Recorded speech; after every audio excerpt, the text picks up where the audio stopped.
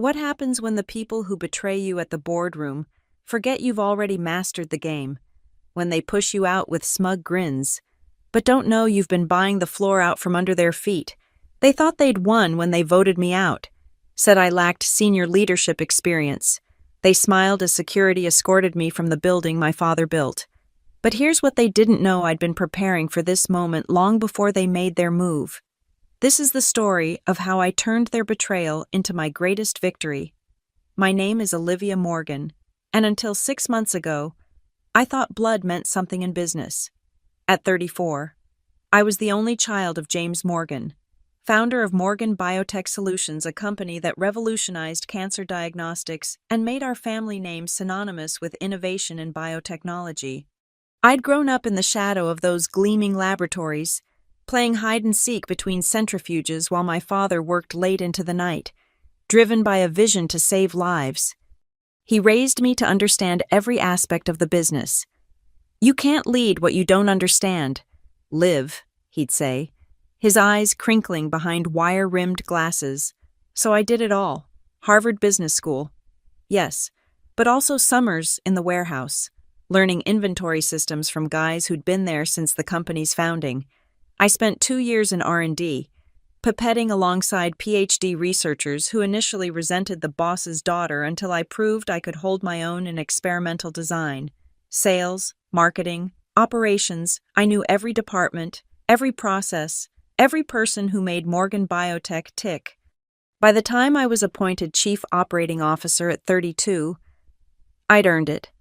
The board members smiled and applauded Richard Blackwood, my stepfather who'd married my mother 3 years after she divorced Dad; Margaret Liu, Dad's supposed oldest friend from his Stanford days; Thomas Garrett, the silver-tongued investor who'd helped take us public. They all raised champagne glasses to the next generation of Morgan leadership. Dad died on a Tuesday, heart attack at his desk, working on the latest immunotherapy protocol. The coroner said it was instant, no pain. Just gone between one heartbeat and the next. I found him myself, coming in early to review quarterly projections. His coffee was still warm. The funeral was a blur of black suits and hollow condolences. Richard held my mother's arm, whispering how we'd honor James's legacy together. The board members filed past, each gripping my hand and promising their unwavering support. "Your father built something magnificent," Margaret Liu said, tears in her eyes. "We'll protect it, Olivia, for him." 3 weeks. That's how long they waited after we put him in the ground. The board meeting was scheduled for 2 p.m. on a Thursday. Routine agenda, or so I thought, reviewing the Q3 numbers, approving the new research budget. I walked in with my laptop and my father's lucky pen, ready to continue the work we'd started together. But their faces told a different story. Richard sat at the head of the table, Dad's seat, with an expression I'd never seen before. Cold, calculating. The others wouldn't meet my eyes. "Olivia," Richard began, his voice dripping with false sympathy, "we need to discuss your future with the company." My stomach dropped, but I kept my voice steady. "My future, I'm the COO. My future is right here. That's what we need to address." Thomas Garrett shuffled papers unnecessarily. "The board has concerns about your readiness for senior leadership. You're brilliant. No one disputes that. But running a billion-dollar biotech firm requires experience you simply don't have." "Experience," I laughed, but it came out sharp, brittle. "I've been in this company since I could walk. I know every—" "You know the operations," Margaret interrupted, her tears from the funeral apparently forgotten. "But strategic leadership in the current market, the stakeholders need someone with gravitas, with decades of C-suite experience, someone who can navigate the complexities ahead." "You mean someone who isn't me?" My voice was flat now, the reality crystallizing like ice in my veins. Richard leaned forward, a snake shedding its false skin. "The board has voted, effective immediately. You're being transitioned out of your role. We'll provide a generous severance package. Of course, 6 months' salary, continued health benefits. You can take time to grieve properly. Perhaps consider other opportunities that better match your experience level." The words hit like physical blows. Around the table, 8 faces. People who'd eaten at our family table, who'd celebrated holidays with us, avoided my gaze. Only Richard looked at me directly, and in his eyes, I saw the truth. This had been planned long before my father's body was cold. "You need security to escort me out?" I asked, my voice steady despite the rage building in my chest. "It's protocol," someone murmured. "For the company's protection." I stood slowly, gathering my things with deliberate calm. My father's pen went into my pocket. They wouldn't get that too. As 2 security guards appeared at the door, I looked each board member in the eye. "You think you've won," I said quietly. "You think you've taken everything." Richard's smirk widened. "Olivia, don't make this harder than—" "I'm James Morgan's daughter," I cut him off. "I learned the game from the man who invented it. And you—" I let my gaze sweep the room one last time. "You have no idea what's coming." The guards flanked me as I walked through the building my father created, past the employees who watched in shocked silence as the founder's daughter was marched out like a criminal. With each step, my humiliation transformed into something harder, sharper. They thought they'd broken me. They thought they'd stolen my birthright with a simple vote and a security escort. They were wrong. The first thing I did after being escorted out was drive to my father's grave. I sat there in my car, engine running, staring at the fresh headstone while my hands shook with rage. Then I made myself breathe. Think, Dad always said emotion was data, but strategy required a cool head. I hired a private investigator that same night, someone recommended by my college roommate who'd gone through a messy corporate divorce. "I need to know everything," I told him. "Every meeting, every email they think is private, every whisper in the hallways." What he found made my blood run cold. The betrayal went deeper than a simple power grab. 6 months before Dad's death, unusual stock transactions had begun. Small blocks of shares changing hands through offshore accounts, always just under the reporting threshold. The pattern was subtle. I only noticed because I knew our shareholder base like my own reflection. Retirement funds in the Caymans, shell companies in Delaware, all leading back to a single coordination point: my stepfather's personal attorney. But that was just the appetizer. The real feast was in the internal communications my PI accessed through a sympathetic IT administrator, encrypted emails between board members, dating back 8 months. They'd been planning this coup while my father was still alive, while they smiled at him across the conference table and toasted his health at company parties. Phase 1 consolidation. Margaret Liu's email was clinical in its betrayal. Once JM is out of the picture, move quickly to sideline O before she can rally support. JM, my father. Out of the picture, my hands clenched around my laptop. The emails revealed their endgame: sell off the company's core research division to Apex Pharmaceuticals, our biggest competitor. The patents my father had spent 20 years developing. The formulas that could save millions of lives, all to be packaged and sold for a quick profit. The board members would walk away with golden parachutes worth tens of millions each.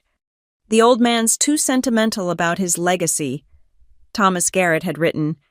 "But once we have control, we can maximize shareholder value properly." Maximize shareholder value. Corporate speak for gutting everything my father built and selling it for parts. I found more in those stolen documents. Richard had been negotiating with Apex for months, promising them our immunotherapy research at a fraction of its worth in exchange for a position on their board. Margaret had been shorting our stock through intermediaries, betting against the company while she sat on its board. It wasn't just betrayal, it was corporate treason. But the document that changed everything was buried in the legal folder: our corporate bylaws, last amended 15 years ago when the company went public. I'd read them before, of course, but never with this kind of desperate attention. And there, in Section 47B, Subsection 3, I found my weapon. In the event of contested control, any shareholder or coalition of shareholders controlling 75% or more of outstanding shares may call an extraordinary meeting and reverse any board decision, including but not limited to personnel changes, with immediate effect. 75%. I pulled up our shareholder registry. The board members collectively controlled 31%. Various institutional investors held another 40%. The remaining 29% was scattered among employees, early investors, and small funds. My father's estate, my inheritance, included 22% of the company. I needed to find another 53%. Impossible. Maybe, but I had something the board didn't expect: the truth about what they were planning. And more importantly, I had relationships with people who actually cared about Morgan Biotech's mission. Dr.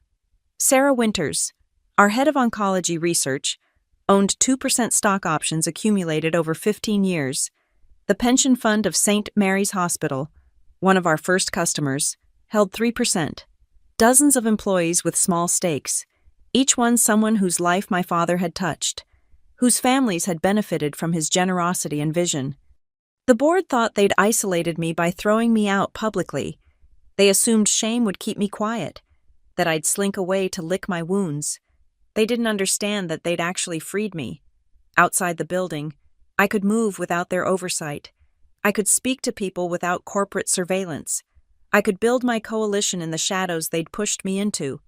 That night, I made a list. Every shareholder who might listen. Every employee who'd watched in horror as security marched me out.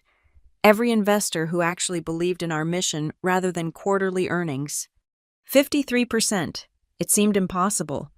But then again, so did the idea that people I'd trusted my whole life would betray my father's memory for money. I picked up my phone and dialed the first number. "Doctor," Winters answered on the second ring. "Olivia." "My God, I heard what happened. It's disgraceful. Your father would be—" "Sarah," I interrupted gently, "how would you like to help me save his company?" There was a pause. Then, "What do you need?" I smiled for the first time since the board meeting. It was sharp and predatory, nothing like the trusting smile I'd worn before. "First, I need your shares. Then, I need you to help me make some calls." The war for Morgan Biotech had begun. The board had fired the first shot, but they'd made a critical error. They'd left me alive. My apartment became a war room.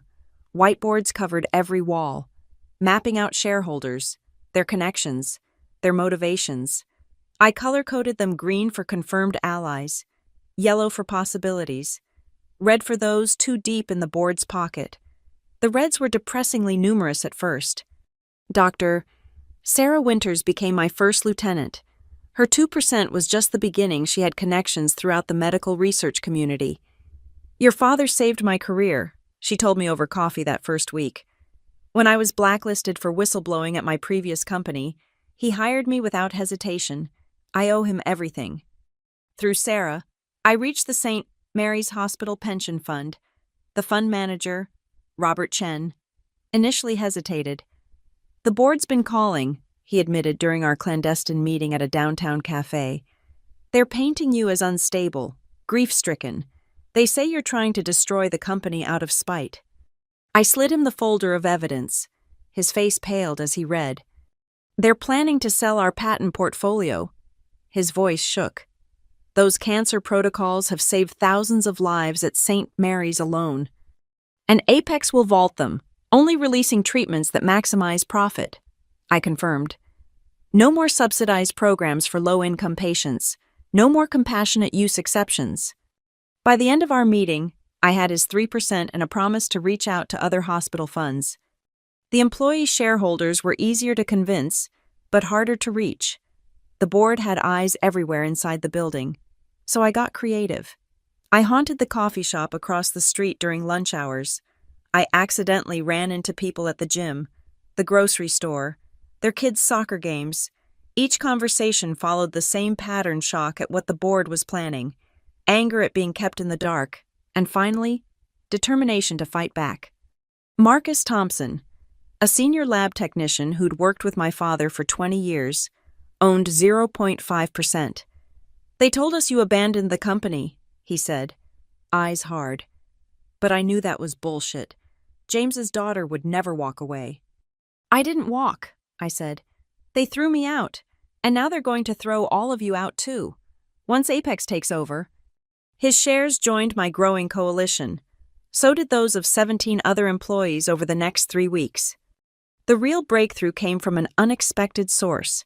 Elena Volkov, portfolio manager at North Star Investments, called me directly. North Star held 7% of Morgan Biotech. Ms. Morgan, her voice was cool, professional. I've been watching some interesting movement in your company's shares. Small lots being accumulated through various channels, all leading back to anonymous LLCs registered in Delaware. Your handiwork. My heart stopped. If she'd noticed, others might have too. I'm also aware, she continued, that your stepfather has been making promises to my competitors about preferential treatment post-acquisition, promises he seems to think North Star will simply accept. Ms. Volkov. I despise being taken for granted. Ms. Morgan, almost as much as I despise seeing a profitable company destroyed for short-term gain. North Star's 7% is yours, on one condition. Name it. When you retake control, you implement the 5-year strategic plan your father presented to us 6 months ago, the one the current board dismissed as too ambitious. Dad's last vision for the company expanding into personalized medicine, opening clinics in underserved communities. Of course, that's what they'd killed. Done, I said without hesitation. With North Star on board, momentum shifted. Smaller funds started returning my calls. The Bernstein Family Trust, early investors who'd believed in my father's first prototype, 4%, the California Teachers Pension Fund, who'd watched their biotech portfolio carefully, 3%. Each percentage point was a victory, recorded in green on my war room walls. But the board wasn't sitting idle.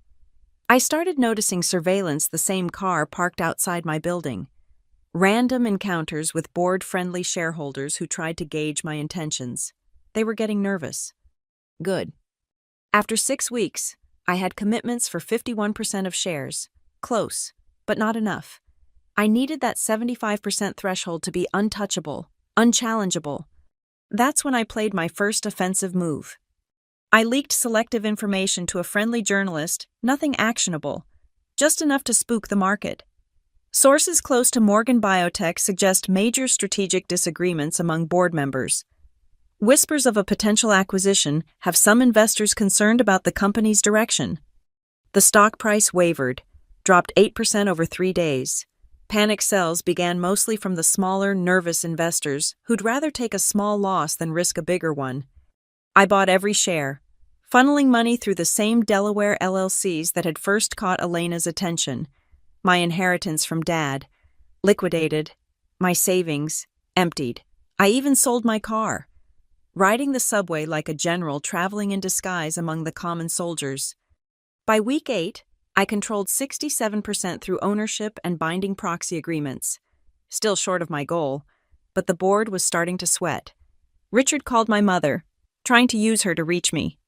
Your daughter is going to destroy everything James built, he told her, not knowing I was sitting next to her, holding her hand. My daughter, my mother said quietly, is exactly like her father, and that terrifies you, doesn't it, Richard? The silence on the other end was deafening. I found my final 8% in the last place the board expected their own allies. 2 institutional investors who'd grown tired of the board's promises and lack of transparency. When I showed them the evidence of planned asset stripping, they didn't just give me their proxies, they wanted blood.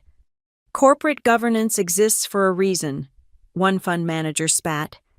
These bastards think they're untouchable. By week 10, I had it. 75.1% of Morgan Biotech Solutions under my control, the nuclear option, sitting in my briefcase like a loaded weapon. The board had no idea. They thought I was beaten, scrambling in the dark. They were about to learn that sometimes the best place to build an army is in the shadows they cast. The chess game entered its most delicate phase. I had my coalition, but revealing it too early would give the board time to counter. I needed them complacent, confident in their victory. So I gave them exactly what they expected: a defeated Olivia Morgan, ready to strike out on her own. I incorporated Prometheus Biosystems, registering it in Delaware with minimal fanfare. Then I made sure word reached the right ears, a casual mention at a biotech conference, a LinkedIn update about exciting new ventures. Within days, the rumors started spreading through Morgan Biotech's halls like wildfire. Did you hear Olivia's starting a competing company? I heard she's trying to poach the entire immunotherapy team. Someone said she's been meeting with venture capitalists. The board took the bait beautifully. Emergency meetings were called. Memos about protecting intellectual property and non-compete enforcement circulated. They were so focused on the threat they thought I posed from outside. They never saw the real danger accumulating right under their noses. I fed the paranoia carefully. I scheduled very public lunches with key Morgan Biotech researchers, not to recruit them, but to discuss theoretical applications of public domain research. I attended investor meetings, pitching vague concepts that sounded suspiciously similar to Morgan's pipeline projects. I even leased office space in the same district, making sure the board heard about it through their network of spies. Richard called me directly, trying to sound paternal. Olivia, this vendetta helps no one. If you sign a comprehensive non-compete agreement, we could discuss a more generous severance package. I appreciate the concern, Richard, I replied smoothly, but I'm quite happy with my new direction. Prometheus has already secured initial funding commitments. That was technically true. I'd committed my own funds to it. Let him interpret it however he wanted. The psychological warfare intensified. I had allies inside Morgan Biotech feed specific information to known gossips. Olivia's met with 3 of our biggest clients. She's filed patents that could compete with our Phase 2 trials. Each rumor was crafted to be plausible but unprovable, keeping the board chasing shadows. Meanwhile, the real damage was happening in the market. The uncertainty I'd created was working better than anticipated. Morgan Biotech's stock price continued its gradual descent, down 15% over 3 weeks, as investors grew nervous about leadership stability and potential competition. The financial press picked up the story. Founder's daughter stakes competing claim in biotech dynasty. The board's response was predictable. They accelerated their plans to sell to Apex. If they were going to strip the company for parts, better to do it before I could establish a real competitor. They didn't realize they were playing exactly into my hands. As the stock price dropped, more shares hit the market. Nervous investors, particularly smaller funds without inside information, decided to cut their losses. I bought every share through my network of shell companies, each purchase just small enough to avoid SEC reporting requirements. My 75.1% grew to 78%, then 80%. The masterstroke came when I leaked something more concrete, a rumor that Prometheus had successfully recruited Dr. Kim Leong, Morgan's star oncology researcher. This was completely false. Dr. Leong was actually one of my inside allies, feeding me information about the board's panic, but his supposed defection sent shockwaves through the industry. If Kim's jumping ship, what does he know that we don't? Analysts asked. The board called an emergency all-hands meeting. Richard stood at the podium, trying to project strength while the company hemorrhaged perceived value. Let me be clear, he announced to the assembled employees. Any attempts to solicit our researchers, steal our intellectual property, or damage this company's reputation will be met with the full force of legal action. We've built something valuable here, and we won't let anyone tear it down out of spite. I watched the live stream from my apartment, noting which employees looked skeptical, which seemed angry, which appeared ready to bolt. My phone buzzed with texts from allies inside. He's scared. You should see the board members' faces. When do we strike? Soon, I replied to each. Very soon. The board made their final mistake out of desperation. They moved up the Apex acquisition timeline, scheduling a special shareholder meeting in just 2 weeks to approve the strategic partnership corporate doublespeak for selling out. They needed a simple majority to push it through, and with their 31% plus Apex's promised proxy support from other investors, they thought they had it locked. What they didn't know was that Apex's promised support included several funds that had already secretly pledged their shares to me. The buyer thought they were getting a compliant target. Instead, They were walking into an ambush. I let the announcement stand for exactly 24 hours, long enough for the media to pick it up, for employees to panic, for the real shareholders to understand what was at stake. Then I called Elena Volkov at North Star. "It's time," I said simply. "Finally," she replied. "I was starting to think you enjoyed the theater too much to end the show." "Every good performance needs a climax," I said, looking at my war room walls, now covered in green. "And this one's going to bring down the house." The next morning, business journalists received an anonymous package containing select excerpts from the board's emails, nothing legally actionable yet, but enough to raise serious questions about conflicts of interest and the true value of the Apex deal. The stock price tumbled another 5% by lunch. Meanwhile, I filed the formal paperwork with the SEC, revealing my 80% stake for the first time. The filing hit the wire services at 2:47 p.m., 13 minutes before market close. The headlines were instantaneous. Morgan's daughter returns with controlling stake. Hostile takeover from inside the family. Morgan Biotech board faces coup. My phone exploded with calls. Reporters, analysts, board members, my mother. I ignored them all except one. "Hello, Richard?" I answered his call with professional calm. "I believe we need to discuss the agenda for the shareholder meeting. I have some additions to propose." The silence on his end was long enough that I wondered if he'd hung up. When he finally spoke, his voice had lost all its patronizing warmth. "You clever little bitch," he breathed. "No, Richard," I corrected him. "I'm James Morgan's daughter, and you should have remembered what that means." The war was about to end, not with a whimper, but with an explosion that would reshape everything they thought they'd stolen. The call came at midnight, 3 days after I'd revealed my hand. I was reviewing shareholder agreements when my phone lit up with a number I hadn't seen in years. "Olivia," the voice was gravelly, aged but still commanding. Frank Morrison, no relation despite the similar surname, my father's first CFO and longest-serving board member until he'd retired 5 years ago. "I've been watching this circus from my vineyard in Napa. Thought I was done with corporate warfare." "Frank," I sat up straighter, even though he couldn't see me. "This man had taught me to read balance sheets when I was 12. I didn't know you still followed the company." "Your father built something worth following. Although what's happening now?" He paused, and I heard ice clinking in a glass. "I still have friends inside. Good people who remember what Morgan Biotech used to stand for. They tell me interesting things." My pulse quickened. "What kind of things?"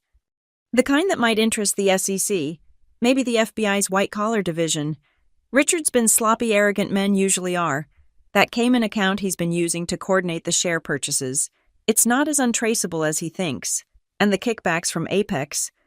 Another pause. "Let's just say I kept very good records during my tenure. Habits die hard." "Frank, are you saying—" "I'm saying I have a banker's box in my study that your father asked me to keep, just in case. He never trusted Richard. You know, said any man who'd marry his ex-wife was either a saint or a snake. And Richard never struck him as particularly holy." I laughed despite myself. It sounded like something Dad would say. "I'm flying down tomorrow," Frank continued. "Officially to visit my cardiologist, unofficially to deliver some materials that might interest you, and Olivia. Your father would be proud. You're playing this exactly how he would have: patient, thorough, devastating." After we hung up, I stared at my wall of conquests. 80% was enough to control the company. But Frank was offering something else: the ammunition to not just win, but to destroy those who'd betrayed my father completely. The next evening, Frank arrived at my apartment carrying a box that looked innocuous enough. Inside were documents that made my previous intelligence look like grocery lists. Financial records showing Richard had been skimming from R&D budgets for years, funneling money through contractors that existed only on paper. Email threads between board members discussing how to manipulate stock prices around FDA announcements.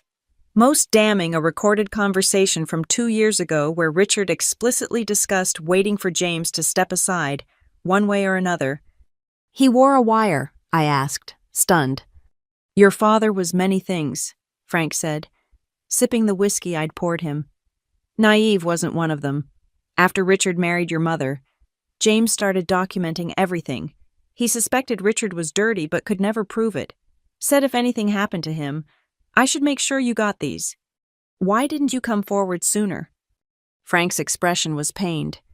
Because I'm 73 years old with a bad heart, and I thought the board would at least honor James's memory by taking care of the company. I underestimated their greed. He met my eyes.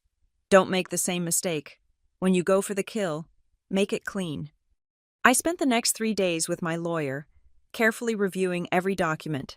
We had enough to trigger a federal investigation, but timing was everything. Drop it too early, and the board might find a way to spin it. Too late, and they might complete the Apex deal before justice caught up. The shareholder meeting was in 7 days. I needed the board focused on the corporate battle, not potential criminal charges.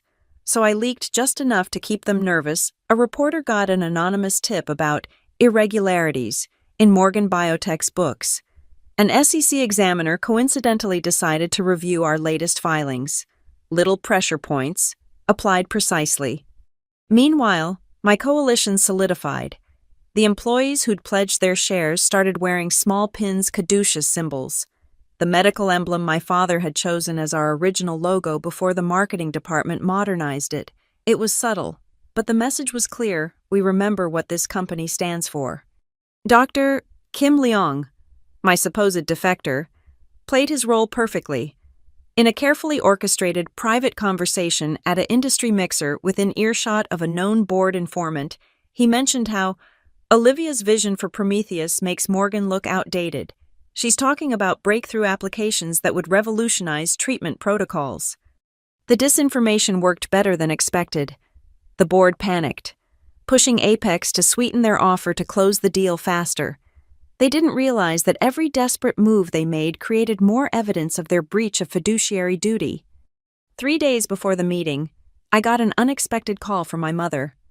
Richard's been acting strange, she said quietly. Pacing the house, making calls at all hours. Yesterday I heard him on the phone saying something about alternative measures if the vote doesn't go their way.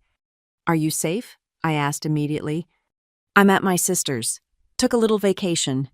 Her voice hardened. I may have made the mistake of marrying him, but I'm not stupid. Olivia, be careful. Desperate men do desperate things. Her warning proved prescient. The next day, my lawyer received a cease and desist letter accusing me of corporate espionage, theft of trade secrets, and tortious interference with the Apex deal. It was legally nonsense I hadn't stolen anything or interfered with any contracts, but it was meant to intimidate, to make me defensive before the meeting. Instead, I counterfiled. My lawsuit accused the board of breach of fiduciary duty, self-dealing, and waste of corporate assets. I attached just enough of Frank's evidence to make it clear this wasn't a bluff. The business press went wild. Morgan Biotech battle turns nuclear. Daughter's revenge threatens billion-dollar deal. Inside the ugliest corporate family feud of the decade. Thomas Garrett called me directly. This is insane. Olivia, you're going to destroy the company with this scorched earth approach. No, Thomas, I replied calmly. You destroyed it the day you decided to sell my father's life's work for 30 pieces of silver. I'm just here to collect the bill. With 48 hours until the meeting, I made my final preparations. Every proxy agreement was verified, every legal document prepared. My allies were briefed on the plan. Frank's evidence was packaged and ready to submit to authorities the moment the board was removed. The night before the battle, I stood in my war room one last time. Every wall was covered in green, now 80% of Morgan Biotech under my control. Tomorrow, I would walk back into the building they'd thrown me out of and take back what was mine. But it wasn't about ownership anymore. It was about justice. For my father. For the employees who'd believed in our mission. For the patients who needed our treatments. The board had taught me a valuable lesson when they betrayed me in corporate warfare. Mercy is a luxury you can't afford. Tomorrow, they would learn what happened when you crossed a Morgan. The night before the meeting, I couldn't sleep. I sat in my living room at 3 a.m., staring at the city lights and nursing a glass of my father's favorite scotch. a bottle I'd saved from his office before they could clear it out. Tomorrow would either vindicate everything I'd worked for or destroy me completely. My phone buzzed. Sarah Winters, texting from the lab, where she was pulling another all-nighter. Can't sleep either. The whole building feels electric. Everyone knows tomorrow changes everything. I smiled grimly. If the employees were feeling it inside, the board must be drowning in anxiety. Another text. This one from Elena Volkov. Final confirm North Star's 7% is yours. Give them hell. The messages kept coming as my allies checked in one by one. Marcus Thompson sent a photo of 20 employees raising glasses in a late-night toast to the real Morgan legacy. Dr. Leong forwarded screenshots of panicked board emails he'd been copied on by mistake. Even Frank Morrison, who should have been asleep at his age, sent a simple message, "Your father is with you tomorrow." By 4 a.m., I gave up on sleep entirely. I went to my closet and pulled out the suit I'd chosen my father's favorite color. The deep blue, he said, reminded him of the ocean where he'd first conceived the idea for Morgan Biotech during a sabbatical in Maine. I laid it out carefully, like armor for battle. My best friend Emma arrived at 6 a.m. with coffee and bagels. She took one look at me and wrapped me in a hug. "You look like you're about to face a firing squad," she said. "In a way, I am." I accepted the coffee gratefully. "If this goes wrong, I'll have made very powerful enemies. Richard won't stop at just the company if I fail." "Then don't fail." Emma squeezed my shoulder. "Your dad used to say that the only fights worth having are the ones where losing isn't an option. This is that fight." She stayed while I got ready, keeping up a stream of chatter that helped quiet my racing thoughts. Stories from college, updates on mutual friends, anything but the battle ahead. It was exactly what I needed. My lawyer, Janet Crawford, called at 7:30. "Final numbers are locked. 80.3% confirmed. The nuclear option is armed and ready. The SEC is aware we'll be filing additional documents after the meeting depending on the outcome." "Any last-minute defections?" I asked, toweling my hair dry. "None. If anything, we've had 2 more small shareholders reach out wanting to join. I told them to watch the fireworks first." She paused. "Olivia, I've been doing corporate law for 20 years. I've never seen anyone pull together what you have in such a short time. Whatever happens today, you've already won something important." "We'll see if the board agrees," I said, but her words helped steady my nerves. By 8 a.m., my phone was ringing nonstop. Reporters wanting statements, analysts seeking insight, even a few board members making last-ditch attempts to negotiate. I ignored them all. The time for talk had passed. At 8:45, I stood before my bathroom mirror, applying makeup with steady hands despite the earthquake in my chest. The woman looking back at me wasn't the trusting COO who'd walked into that boardroom 3 months ago. Her eyes were harder, her smile sharper. She looked like someone who could burn down kingdoms. She looked like her father's daughter. Emma drove me to the Morgan Biotech building, knowing I'd need the support. As we pulled up, I saw the media circus already forming news vans. Photographers, business reporters with their perfect hair and hungry expressions. Security was trying to keep them corralled, but the energy was electric. "Jesus," Emma breathed. "It's like a premiere." "It is," I said. "The premiere of the end of their world." I stepped out of the car, and immediately the cameras swung my way. Reporters shouted questions. "Ms. Morgan, are you planning to block the Apex deal? Is it true you have 80% control? What would your father think of this battle?" I walked past them without a word, my heels clicking on the pavement with metronomic precision. Let them speculate. In an hour, they'd have their story. The security guard at the desk, Jerome, who'd worked there for 15 years, looked up as I approached.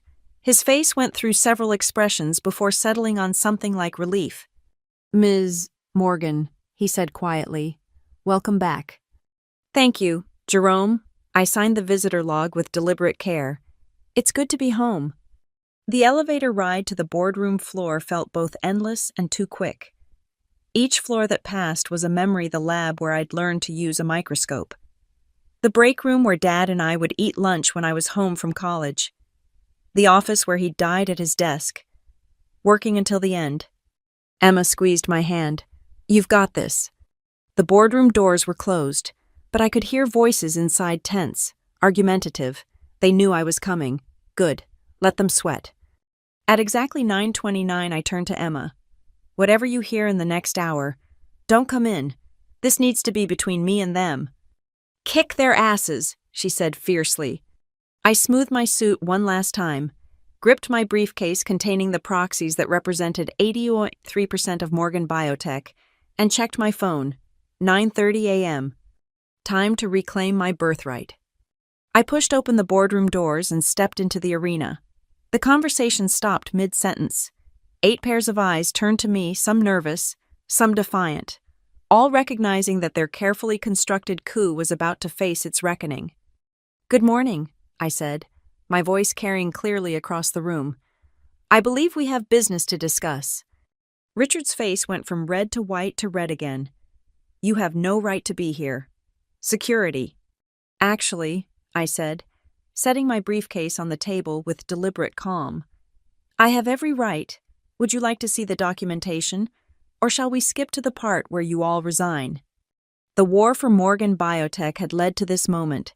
Everything, the betrayal, the investigation, the secret alliance building had brought me back to this room where they'd tried to destroy me. Now it was my turn. Security won't be necessary, I said, opening my briefcase with practiced calm. Unlike 3 months ago, I'm here as the majority shareholder of Morgan Biotech Solutions, 80.3%, to be exact. The room erupted. Thomas Garrett shot to his feet. That's impossible. We've been tracking every trade. You've been tracking what I wanted you to track. I pulled out the stack of proxy agreements, each one a nail in their coffin. While you were chasing shadows with Prometheus Biosystems, I was collecting the real prize. Margaret Liu's face had gone ashen. Those shell companies, the Delaware LLCs. All perfectly legal, I confirmed, laying the documents on the table. Unlike, say, coordinating stock manipulation through Cayman Island accounts, or taking kickbacks from Apex Pharmaceuticals, or, I paused, savoring their growing horror, embezzling from R&D budgets for the past 3 years. Richard slammed his hand on the table. You're bluffing. You have nothing. Frank Morrison says hello. By the way, I watched the blood drain from Richard's face. He's been keeping such interesting records. Did you really think you could skim from the research budget without anyone noticing? Those phantom contractors were creative, but not creative enough. This is corporate blackmail, someone sputtered. No, I corrected. Blackmail would be if I threatened to release this information unless you complied. I'm not threatening anything. The SEC will receive these documents at 10:31 a.m., exactly 1 hour from now. The only question is whether you'll still be board members when they do. Janet Crawford, my lawyer, entered the room right on cue, wheeling in boxes of additional documentation. For the record, she announced, I'm filing notice of an extraordinary shareholder meeting pursuant to Section 47B of the corporate bylaws. As Ms. Morgan controls more than 75% of outstanding shares, she has the authority to reverse any and all board decisions, effective immediately. Including, I added, your decision to remove me as COO.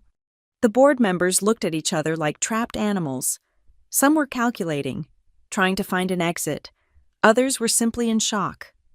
Richard, though Richard's face had transformed into something ugly and desperate. You think you've won? He leaned forward, voice dropping to a hiss. You have no idea what you're playing with. Apex has contracts ready to sign, international partners lined up. You'll destroy billions in value with this tantrum. Whose value? I shot back. Yours? The $30 million you were promised for delivering our patent portfolio. I pulled out another document, Richard's private agreement with Apex, obtained through Frank's sources. Or maybe Margaret's 15 million, Thomas's 20.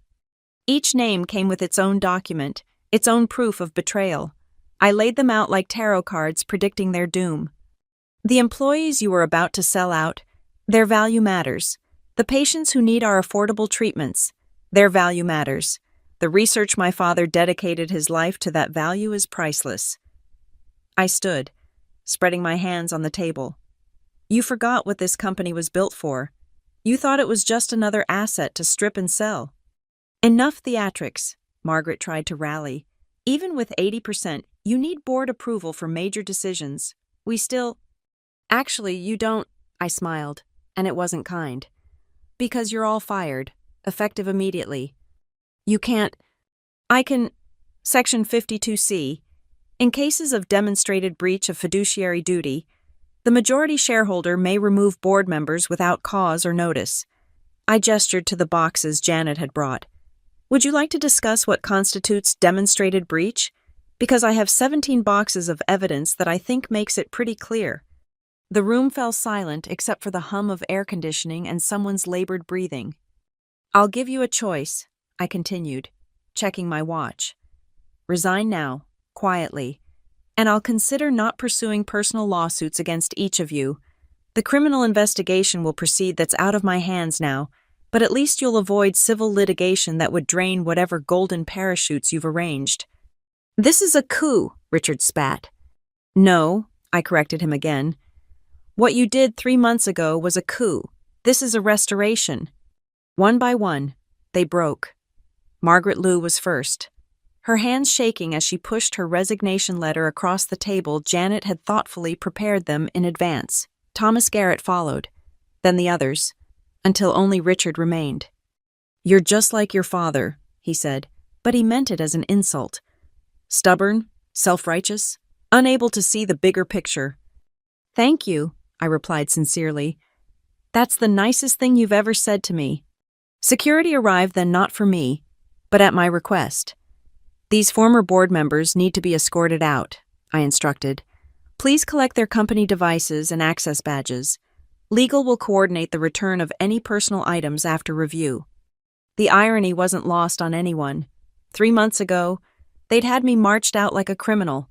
Now they filed past me, heads down, as security waited to escort them from the building they'd tried to steal. Richard was last. He stopped at the door, turning back with pure hatred in his eyes. This isn't over. Yes, I said simply. It is. As the door closed behind them, I sank into my father's chair, a chair now. The boardroom was empty except for Janet, who was already preparing documents for the new board I'd assembled. Frank Morrison had agreed to come out of retirement. Dr. Winters would represent the research division, and other allies who understood what Morgan Biotech was meant to be. The proxies are all verified, Janet reported. The filings are ready in exactly, she checked her watch, 15 minutes. The SEC receives everything. The media has been alerted to stand by for a major announcement. I nodded, suddenly exhausted. The adrenaline that had carried me through the confrontation was fading, leaving behind a bone-deep weariness and something else, satisfaction. My phone buzzed. Emma, watching from the lobby. Security just marched 8 very unhappy people past me. Either you won or you're about to have company in exile. We won, I texted back. The financial news alerts started within minutes. Breaking: Morgan Biotech board, ousted in hostile takeover by founder's daughter. Apex deal dead, as Morgan Air seizes control. SEC investigating dismissed Morgan Biotech board members. I walked to the window, looking out at the city my father had loved. Somewhere out there, Richard and his co-conspirators were watching their carefully constructed scheme crumble. By tomorrow, they'd be facing federal investigators. Their reputations were destroyed, their golden parachutes evaporated. But that wasn't what mattered. What mattered was that Morgan Biotech would survive. The research would continue. The patients would keep getting affordable treatments. The employees would keep their jobs. We did it, Dad, I whispered to the glass. We got it back. The war was over.